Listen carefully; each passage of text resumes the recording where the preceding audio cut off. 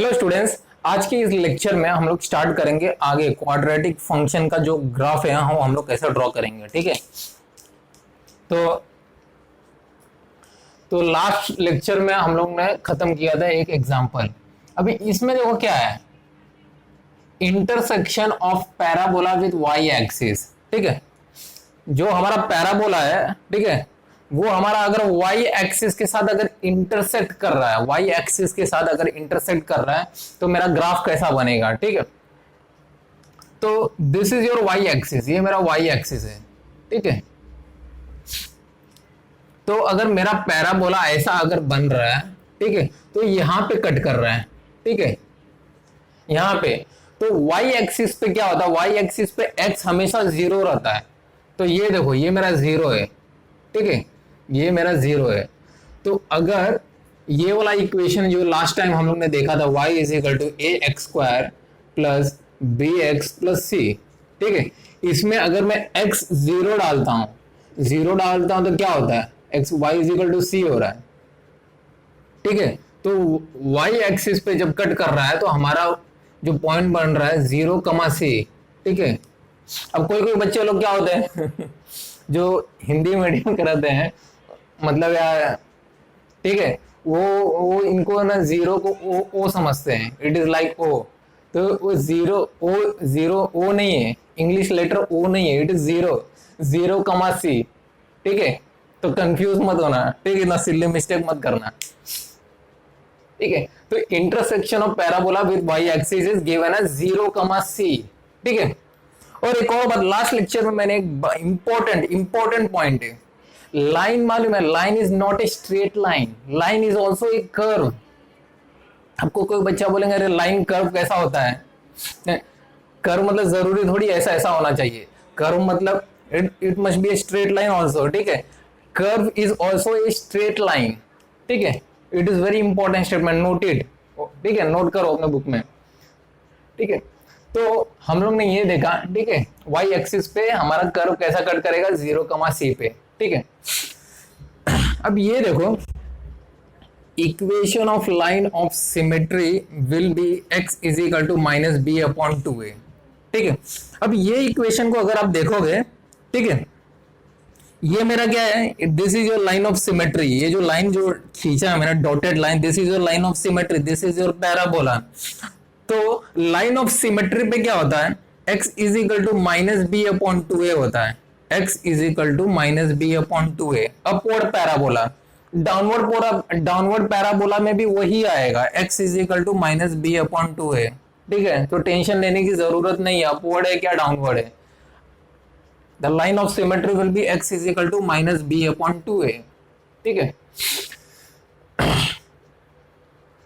एक काम करते हैं, ठीक है, हम लोग दो एग्जांपल सॉल्व करते हैं।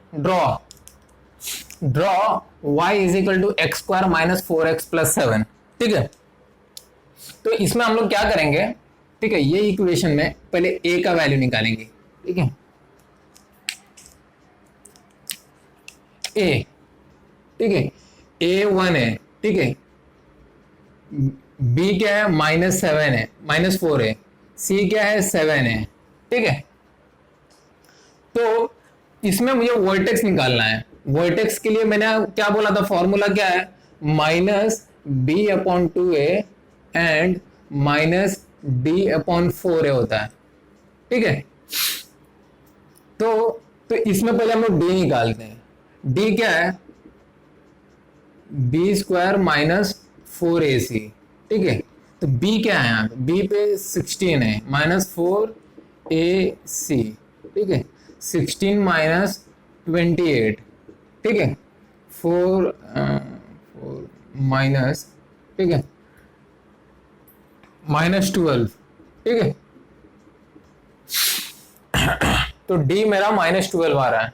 ठीक है, तो वर्टेक्स क्या हुआ, माइनस बी, माइनस ऑफ -4 तो -4 अपॉन 2। ठीक है, डी का वैल्यू क्या है, माइनस ऑफ -12 अपॉन 4a, 4। तो वर्टेक्स क्या हुआ, 2, वर्टेक्स इज 2,3। ठीक है, अब ये आपको देखना है, वर्टेक्स मेरा एक्स पॉजिटिव है और वाई पॉजिटिव है, तो एक्स अगर x and y both are positive तो कौन से क्वाड्रेंट पे लाई करेगा मेरा वर्टेक्स?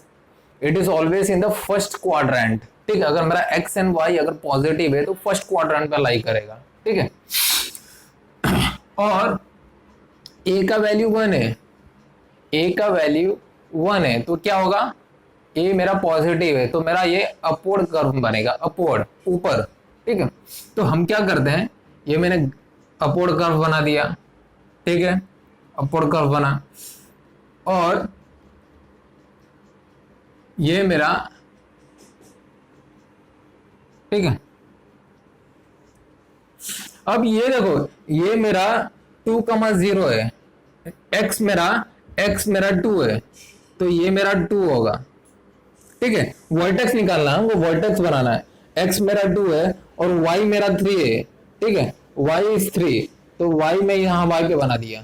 ठीक है, तो अगर मैं ऐसा बनाऊं तो ये मेरा क्या हुआ, ये मेरा वर्टेक्स है तो वर्टेक्स इज 2,3। ठीक है, और यहां पे जो C दिया है C7 है, तो y एक्सिस पे मैंने ये बताया था, ये वाला y एक्सिस पे मेरा कर्व यहां पे कट कर रहा है तो 0,C है, 0,C तो ये मेरा 0। ठीक है, 0,C, C इज 7 तो 0,7 आएगा। ठीक है, 0,7 ये मेरा y एक्सिस है, मेरा x एक्सिस है। ठीक है, तो ये ऐसा बनेगा। I hope you are understanding this equation. ठीक है, अब एक और एग्जांपल को सॉल्व करते हैं। ठीक है, दिस इक्वेशन,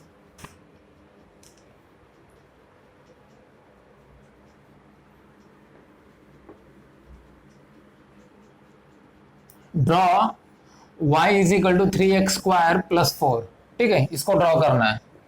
अब ये इक्वेशन को अगर आप ध्यान से देखोगे तो ये इक्वेशन में b नहीं दिया है, b value of b is not given here. ठीक है, यहाँ पे a दिया है, a। ठीक है, यहाँ पे a दिया है, a का वैल्यू दिया है, c का वैल्यू दिया है, पर b नहीं दिया, तो और भी हमारा काम आसान हो गया। ठीक है, कैसे? ठीक है, इसमें हम लोग को कुछ लिखने की जरूरत ही नहीं है। अगर आपका b नहीं दिया है तो b तो 0 हुआ। ठीक है, तो वर्टेक्स में x कोऑर्डिनेट वो 0 हुआ, x कोऑर्डिनेट मेरा 0 हुआ। ठीक है, तो इसमें देखो ग्राफ डायरेक्टली ग्राफ बन रहा है। ठीक है, इसमें टेंशन है, इसमें आपका ग्राफ डायरेक्टली बन रहा है।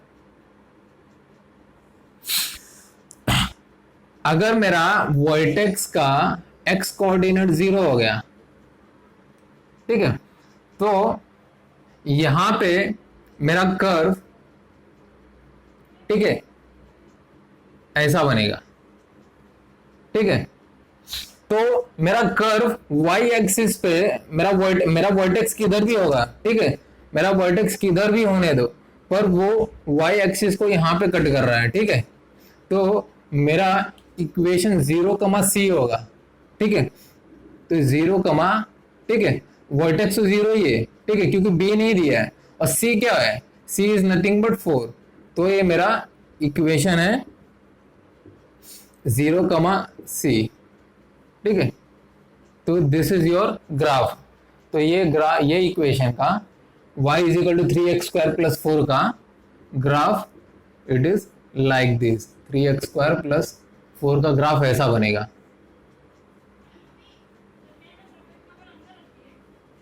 ठीक है, इसमें ये पार्ट देखने की जरूरत ही नहीं, क्योंकि ये मेरा y एक्सिस पे कट कर रहा है ना, y एक्सिस पे कट कर रहा है, तो y एक्सिस पे क्या होता है, y एक्सिस पे 0,C होता है।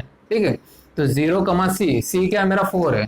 ठीक है, तो वेरी सिंपल है। ठीक है, तो this is how we have to solve the quadratic graph. आगे वाले लेक्चर में और भी हम लोग ग्राफ ड्रॉ करेंगे। ठीक है, तो ठीक है, तब तक आप प्रैक्टिस कीजिए। Thanks for watching the videos. Thank you.